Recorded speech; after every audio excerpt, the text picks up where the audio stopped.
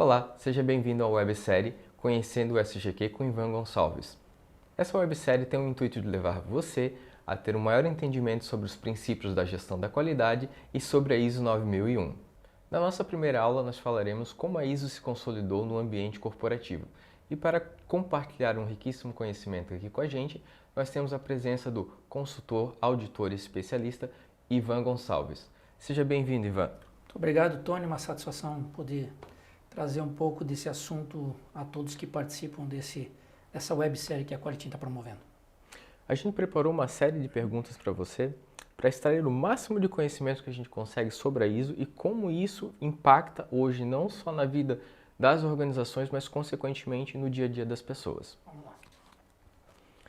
Para abrir a nossa websérie com chave de ouro, Ivan, nós vamos falar sobre a ISO, ou seja, a Organização Internacional para a Padronização. Pode nos contar com alguns detalhes como ela surgiu e qual foi o objetivo dessa criação? Bom, primeiro é importante esse entendimento, né? O embrião dessa instituição, né? Dessa organização de padronização que hoje todo mundo conhece como ISO, surgiu na década de 20, mais precisamente em 1926, através da Federação Internacional das Associações Nacionais de Padronização, que era uma federação que tinha como foco padrões no campo da engenharia mecânica. Essa federação trabalhou nessa linha de conduta até o início da Segunda Guerra Mundial. Então ela teve as suas atividades suspensas durante a Segunda Guerra Mundial e logo após a Segunda Guerra Mundial ela se juntou a um comitê de padronização das Nações Unidas, com a proposta de criar um órgão para a padronização global, mundial. Então ela reuniu em 1946 em Londres 25 países, dentre os quais o Brasil, representado pela ABNT, para criar uma estrutura de padronização global. E essa estrutura teve seu início em 1947, já em Genebra, na Suíça, onde ela está até hoje, né, a ISO como instituição. Durante esses primeiros 40 anos de atividade, ela teve como principal foco o desenvolvimento de padrões técnicos para produtos e tecnologias. Então, ela trabalhou durante aí de 46 a 66, 76, trabalhando nessa linha. Houve uma certa migração, mas a grande mudança aconteceu na década de 80, quando eles começaram a criar padrões relacionados a processos. E essa grande mudança trouxe aquilo que os mais novos começaram a entender e a conhecer. Então, para quem já trabalha na ISO há um bom tempo, houve a ISO 9001, 9002 e a ISO 9003. Essa fusão aconteceu em 2000, deixou de existir a 9002 e a 9003, a 9001 sistemas de gestão da qualidade para a indústria, a 9002 sistemas de gestão da qualidade para empresas prestadoras de serviço e a 9003 sistemas de gestão relacionados à garantia da qualidade do produto acabado, né? Inspeções de produtos acabados. Então essa fusão aconteceu em 2000 e a partir de 2000 nós não temos mais ISO 9002 e ISO 9003, só a norma ISO 9001, que é uma das tantas normas que essa instituição hoje sediada desde 47 na Suíça oferece aí para as organizações de modo geral. O nosso foco aqui no conhecendo o SGQ, vai ser a norma ISO 9001. Mas quais são as principais normas ISO que existem? Olha, então, imagine uma instituição trabalhando desde 1947, promovendo, né, vários documentos, várias normativas relacionadas a processos. Então, a norma mãe, como se fala, né, a ISO 9001, relacionada à gestão da qualidade. Aí temos a 14001, relacionada à parte de sistemas de gestão ambientais, temos a 45001, saúde e segurança ocupacional, temos a 22.000, relacionadas à segurança de alimentos, temos a 28.000, segurança na cadeia logística, temos a 50.000, relacionadas, são famílias de normas, né? 50.000 relacionada à energia, 37.001 relacionada a antissuborno e tantas outras normas que trazem diretrizes para as organizações para que elas possam nortear suas estratégias e suas ações aí relacionadas a um determinado segmento. E como foi a chegada da ISO no Brasil e a consolidação aqui no nosso país? Interessante, né? Porque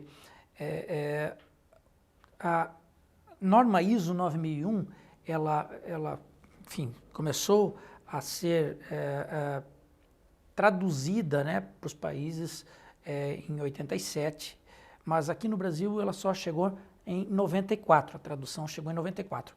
Então nesse inteirinho aí, entre 87 e 94, a gente teve aí o evento de vários engenheiros brasileiros irem até o exterior buscar conhecimento, informações sobre essa norma e trazer esse conhecimento para dentro do país. Então ela foi traduzida em 94, começou a ganhar corpo em 1994 e desde então ela começou a ser disseminada nas organizações e passou a ser, eu diria, inserida nos ambientes organizacionais através das suas diferentes versões. Então tivemos uma versão em 94, aí depois a primeira revisão aconteceu em 2000, a segunda em 2008, a terceira em 2015, que é a atual revisão. Então, a cada 7, 8 anos, em média, a gente tem aí uma releitura desses requisitos normativos, aí, uma adaptação ao cenário das organizações que estão atuando com base nelas. A gente falou de várias normas, né? Mas o que leva uma organização a aderir a uma norma e quais são as vantagens que ela pode estar colhendo com essa adoção? Essa eu diria que é uma pergunta extremamente importante, porque qual é a grande dificuldade hoje das organizações em implementarem um sistema de gestão da qualidade? Muitas delas implementam por um modismo. Vou fazer uma correlação, né? Todo mundo está fazendo 5S, nós temos que fazer 5S na nossa empresa. 5S é uma cultura, então muitas vezes não funciona porque você não está implementando uma cultura, você está implementando uma ação pontual baseada no modismo. Outro entendimento errôneo que traz resultados não tão bons para a organização é quando a origem do interesse na implementação de um sistema está baseado no olhar da concorrência. O meu concorrente tem, eu preciso ter. Então, a tua pergunta é muito importante porque esse entendimento faz toda a diferença em toda a criação de uma cultura voltada à gestão da qualidade.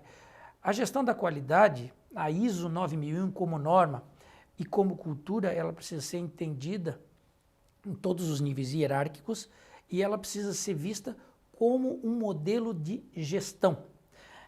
A gente vê muitas vezes na rua um caminhão passando com um carimbo lá, né? Empresa certificada ISO 9001. Primeiro, um grande erro conceitual. Nenhuma empresa certifica na ISO 9001. O que a ISO, enquanto instituição que nós acabamos de falar, reconhece e chancela é o certificado do modelo de gestão que aquela empresa resolveu adotar, com base na norma. Então, aquelas empresas que resolvem implementar um sistema, um modelo gerencial baseado na norma ISO 9001, elas desejam melhoria de processo ou precisam desejar melhorar internamente. Eu trabalho há 25 anos como auditor também e muitas vezes a experiência vai trazendo isso para a gente percebe que quando chega numa empresa, a norma foi construída, o sistema de gestão foi construído para atender ao auditor. E aí a empresa perde muito com isso, porque ela não consegue amealhar os benefícios que esse sistema de gestão tem. A gente provavelmente vai falar disso nas próximas aulas, vai detalhar um pouquinho mais esses benefícios. Mas aquela empresa que consegue estruturar um sistema de gestão da qualidade como deve ser feito, como cultura gerencial, como cultura organizacional, abrangendo todas as pessoas, todos os níveis hierárquicos, ela consegue trazer mudança de comportamento, ela consegue trazer antecipação de problemas. As ações não são, o foco das ações não são as corretivas, são as preventivas. A pessoa antecipa problemas, antecipa resultados ruins que vão afetar a satisfação do cliente Então, quando isso acontece, quando esses princípios da norma ISO 9001 e da cultura da qualidade chegam ao cérebro e ao coração das pessoas, elas começam a olhar a organização de uma maneira diferente. Elas começam a trabalhar buscando resultados melhores para ela, né? Ela enquanto organização. E esses resultados, obviamente, vão afetar a satisfação do cliente, vão afetar a satisfação das partes que interagem com a organização. Então, sistemas de gestão da qualidade devem ser implementados para a organização e não para o auditor. Para a organização e não para a ISO. A auditoria e a ISO apenas atestam a cultura da qualidade estabelecida. Eu sempre digo, enquanto auditor, hoje eu estou auditando você, amanhã eu vou auditar outra empresa, eu nem lembro o que eu vi hoje com você. Então, esse sistema vai ficar com você, com a tua organização, não vem comigo. Então, crie alguma coisa, crie uma cultura, crie uma estrutura que facilite a tua gestão, que facilite os resultados do teu trabalho, que facilite, é um dos grandes benefícios, que facilite a satisfação, né, que direcione para a satisfação de todas as partes que interagem com a organização, não só o cliente, mas o colaborador, o acionista, os fornecedores, né, todas as partes que a gente chama de partes interessadas. Que é um dos pilares da norma ISO 9001. Melhoria contínua para atingir a satisfação das partes interessadas. Quando uma empresa ela vai escolher trabalhar com uma certificação ISO, qual que é o melhor caminho? Começar pela ISO 9001 ou, de repente, já trabalhar com mais de uma certificação ao mesmo tempo? Bom, é outra pergunta interessante, né? Sempre é uma opção da empresa, né? Querer uma estrutura mais complexa, envolvendo outras normas, normalmente o que se chama de sistema de gestão integrado, né?